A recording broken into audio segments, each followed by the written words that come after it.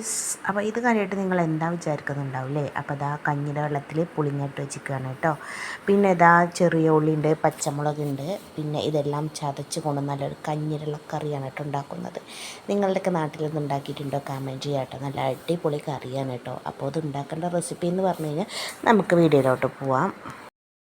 വേണ്ടി ഇതാ കഞ്ഞിയുടെ വെള്ളത്തിൽ പുളിങ്ങട്ട് വെച്ചിട്ടുണ്ട് കേട്ടോ. നന്നായിട്ടൊന്ന് അലിയുന്നവരെ ഒന്ന് വെയിറ്റ് ചെയ്യാം. അപ്പോൾ ആ പുളിയൊക്കെ കഞ്ഞിയുടെ വെള്ളത്തിൽ ഇങ്ങനെ ആഡ് ആവണം കേട്ടോ.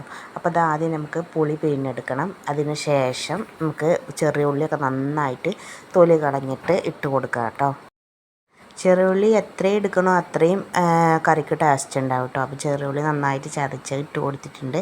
കഞ്ഞിവെള്ളത്തിന് പുളിയൊക്കെ പിഴിഞ്ഞ് ഞാൻ പാത്രത്തിൽ ഒഴിച്ചിട്ടുണ്ടായിരുന്നു കേട്ടോ. ആദ്യം പുളി പിഴിഞ്ഞ് കഞ്ഞിവെള്ളം പുളി നന്നായിട്ട് പുളി അതിൽ അലിയിച്ച് നമ്മളാദ്യം പാനിലോട്ട് ഒഴിച്ച് കൊടുത്തിക്കുകയാണ്. പിന്നെ എരിവിന് ആവശ്യം വേണ്ട പച്ചമുളകാണ് ഇട്ട് കൊടുത്തിട്ടുള്ളത്. എരിവൊക്കെ നിങ്ങളുടെ ഇഷ്ടമാണ്. എത്ര നിങ്ങൾക്ക് എരിവ് കാണിച്ചാൽ അതിനുള്ള പച്ചമുളക് ഇട്ട് കൊടുക്കുക. അതിലേക്ക് ഒട്ടും മസാലപ്പൊടികൾ ആഡ് ചെയ്യണില്ല കേട്ടോ. അതിൻ്റെ ഒരു പ്രത്യേകത. അപ്പോൾ നമ്മൾ കഞ്ഞിട്ടുള്ള നന്നായിട്ട് പുളിയൊക്കെ നന്നായി തിളച്ച് വരുമ്പോൾ പച്ചമുളക് ഇടുക, ചെറിയ ഉള്ളി നന്നായിട്ട് ചതച്ചിട്ട് കൊടുക്കുക. പിന്നെ ഉണക്കൽ മാന്തളം ഉണ്ടാകും, നന്നായി കഴുകി വൃത്തിയാക്കി അതിലോട്ട് ഇട്ട് കൊടുക്കുക. നല്ല അടിപൊളി കറിയാണ്. ഉണ്ടാക്കാത്തവരുണ്ടെങ്കിൽ ഉണ്ടാക്കി നോക്കാം കേട്ടോ. അപ്പം ഇന്നത്തെ ചോറിന് ഇതാണ് കേട്ടോ കറി വെച്ചിട്ട്. പിന്നെ ഇതാ നോമ്പറക്കാനുള്ള തയ്യാറെടുപ്പാണ്. അപ്പോൾ ഇതാ സമൂസയൊക്കെ ഞാൻ മസാല ആക്കി വെച്ചിട്ടുണ്ടായിരുന്നു. അപ്പോൾ അതൊക്കെ ഒന്ന് ഫ്രൈ ചെയ്തെടുക്കുകയാണ്. ഒരു 5:30 ആകുമ്പോഴേക്കും ഒന്ന് ഫ്രൈ ചെയ്തെടുത്താൽ നന്നായി ചൂട് കൊടുക്കുന്ന കഴിക്കാമല്ലോ എന്ന് വിചാരിച്ച് ഫ്രിഡ്ജിൽ വെച്ചിരിക്കുന്നു കേട്ടോ. പിന്നെ അതാ തരിക്കഞ്ഞി ഉണ്ടാക്കിയെടുത്തിട്ടുണ്ട്. തരിക്കഞ്ഞിക്ക് വേണ്ടിയിട്ടുള്ള ഏലക്ക, അതുപോലെ ഗ്രാമ്പ് ചിലപ്പോൾ ഇട്ടിട്ട് ചിലപ്പോൾ ഇടൊന്നുമില്ല. അവിടെ ഇഷ്ടമാണ്. അപ്പോൾ അതിനനുസരിച്ചിട്ട് ഉണ്ടാക്കിയെടുക്കും കേട്ടോ. അപ്പോൾ തരിക്കഞ്ഞി തയ്യാറാക്കി എടുക്കുന്നുണ്ട്. നമ്മൾ തരിക്കഞ്ഞിയിലേക്ക് ഏലക്കായം കൂടെ ഇട്ട് കൊടുത്തിട്ടുണ്ട് കേട്ടോ.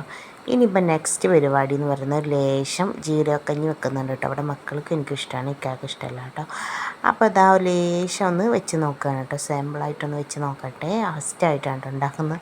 അപ്പോൾ ഇതാ പച്ചരിയിലോട്ട് മഞ്ഞപ്പൊടിയൊക്കെ ഇട്ടിട്ട് അവിടെ വേവിക്കാൻ വെച്ചിട്ടുണ്ട്. അപ്പോൾ നോമ്പ് തുറയുടെ സമയമായിട്ടുണ്ട് കേട്ടോ. അപ്പോൾ ഞങ്ങളൊക്കെ ഇനി നോമ്പറൊക്കെ ആയിരിക്കട്ടെ. നല്ല ബനാന ഷേക്ക് ഉണ്ട്, പിന്നെന്താ മുട്ട റോസ്റ്റാണ് കേട്ടോ ഇന്ന്, പിന്നെ പൊറാട്ടയാണ് കേട്ടോ. അപ്പോൾ ഇതുള്ളത് കൊണ്ട് തന്നെ ഞാൻ ലേശം ജീരകക്കഞ്ഞിയാണ് കേട്ടോ ഉണ്ടാക്കിയെടുക്കുന്നത്. ആ മുട്ട റോസ്റ്റ് നല്ല ടേസ്റ്റ് ഉണ്ടായിരുന്നു. ഇതിൻ്റെ റെസിപ്പി കണ്ടവരൊന്ന് പറഞ്ഞോളൂ. ഞാൻ ഇതിൻ്റെ ഒരു വീഡിയോ വേറെ ചെയ്യാം കേട്ടോ. അപ്പോൾ മുട്ട റോസ്റ്റും പൊറോട്ട നല്ല കോമ്പിനേഷൻ ഉണ്ടായിരുന്നു കേട്ടോ. അപ്പോൾ ഞാൻ ഒന്നേ കഴിച്ചുള്ളൂ കേട്ടോ. എനിക്ക് നോമ്പ് പറഞ്ഞ സമയത്ത് എനിക്ക് തീരെ നോമ്പ് പറഞ്ഞേക്കൊന്നുമല്ല കേട്ടോ, കുറച്ച് കഴിഞ്ഞിട്ടാണ് ഇത് കഴിക്കുന്നത്. നിസ്കാരവും ഇതൊക്കെ കഴിഞ്ഞ് അല്പസമയം വെയിറ്റ് ചെയ്ത ശേഷമാണ് കേട്ടോ പിന്നെ ചായ കുടിക്കുന്നത്. അപ്പോൾ നമ്മൾ ജീരകക്കഞ്ഞി നന്നായിട്ട് വെന്തിട്ടുണ്ടായിരുന്നു. അപ്പോൾ അതിലോട്ട് ഞാൻ തേങ്ങയാണ്, ചെറിയ ജീരകം ആഡ് ചെയ്ത് തേങ്ങ അരച്ച് പാർന്നിട്ടുണ്ട് കേട്ടോ. അപ്പോൾ ഇതാ ലേശം മഞ്ഞൾപ്പൊടി ഇട്ട് കൊടുത്ത് നിങ്ങൾ കണ്ടതാണല്ലോ.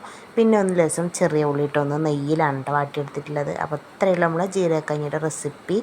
വളരെ ടേസ്റ്റുള്ളൊരു സംഭവമാണ് കേട്ടോ അത്. പിന്നെ അതുമല്ല നല്ല ക്ഷീണത്തിന് നമുക്ക് നോമ്പ് നൽകുന്നവർക്ക് എന്തായാലും ഇത് ഇഷ്ടമുള്ളവർക്ക് ഇത് കുടിക്കുക. വേറെ ഒന്നും നമുക്ക് വേണ്ട, വയറ് നിറയെ കഴിക്കുക. നല്ല ഹെൽത്തിയാണ്. അപ്പോൾ താങ്ക് യു.